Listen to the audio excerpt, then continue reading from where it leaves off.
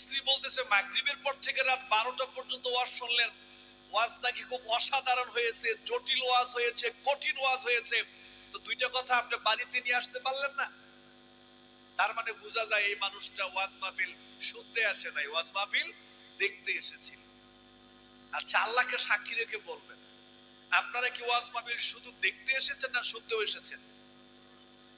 আমরা ওয়াজ মাহফিল শুধু শুনতে আসি নাই, দেখতেও এসেছি, শুনতেও এসেছি, দুইটাই হবে। আমরা আপনাদের পক্ষ থেকে একটা কমিটমেন্ট নিয়ে আমি আমার আলোচনা শুরু করব।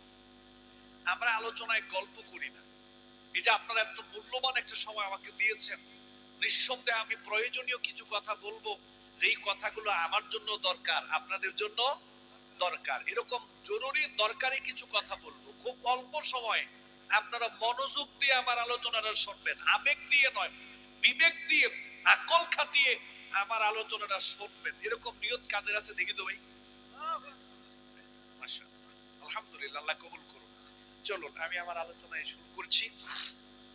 আজকের আলোচনার বিষয় হলো, আমরা এরকম কিছু হতভাগা মানুষ আছি যে কিয়ামত দিবসে আমরা বড় বড় দুইটা মামলার আসামি হব। সে আসামি আমিও হতে পারি, আপনিও হতে পারেন। বড় বড় দুইটা মামলার আসামি কিয়ামত দিবসে আপনাকে আমাকে হতে হবে।